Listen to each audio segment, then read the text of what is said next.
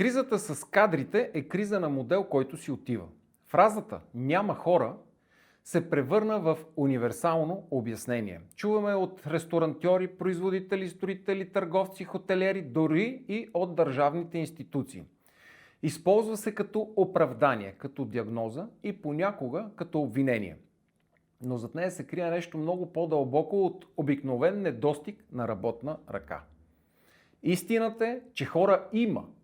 Това, което липсва, е съгласие по условията, при които тази работа да се случи.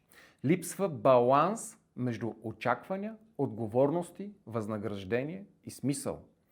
И точно тук започва реалният проблем. През последните години наблюдаваме мащабно разместване на труда. Хората не изчезват, те се пренареждат.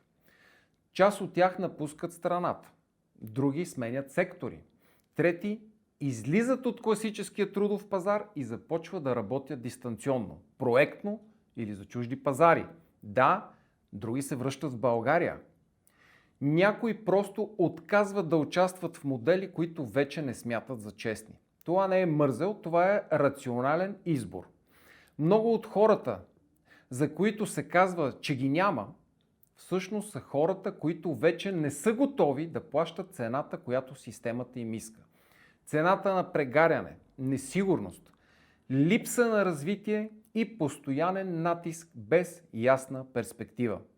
От друга страна стои бизнесът, особено малкия и средния бизнес. Там натискът е огромен. Разходите растат, маржовете се свиват, регулациите се увеличават, а конкуренцията, както локална, така и глобална, става все по-голяма. В тази среда всяко вдигане на заплатите без паралелно увеличаване на продуктивността директно удря в рентабилността. И тук идва първата голяма заблуда, че проблемът е с липсата на хора и ще се реши само с пари. Заплатите действително растат, но в много случаи това не е резултат от по-висока стойност, а от паническо компенсиране. Бизнесите надават един срещу друг за все по-малък брой хора, без да променят начина, по който работят. Това води до инфлация на труда. Повече пари срещу същата и дори по-ниска продуктивност. Кой плаща цената на това? Не е само бизнесът. Плаща клиентът чрез по-високи цени. Плащат добрите служители чрез допълнително натоварване и прегаряне. Плаща държавата чрез по-ниска ефективност и скрити дефицити. Плащат младите, защото в среда на постоянен недостиг няма време за обучение и изграждане. В крайна сметка плаща цялото общество. Истинският проблем не е липсата на хора, а счупването на връзката между усилие, стойност и възнаграждение. В продължение на много години системата изпращаше противоречиви сигнали. От една страна, образованието е важно, от друга страна, ниска реализация. От една страна, работи усърдно, от друга страна, липса на развитие.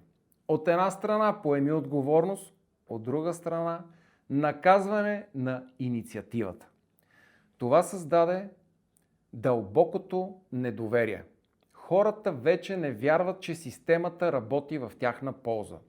Бизнесът от своя страна не вярва, че може да разчита на стабилни човешки ресурси. Двете страни говорят, но не се чуват. И тук стигаме до най-неудобната част от темата – отговорността. Защото е лесно да се каже, че няма хора. По-трудно е да си зададеш въпроса каква стойност създавам, какви системи имам, как обучавам, какъв смисъл давам на работата.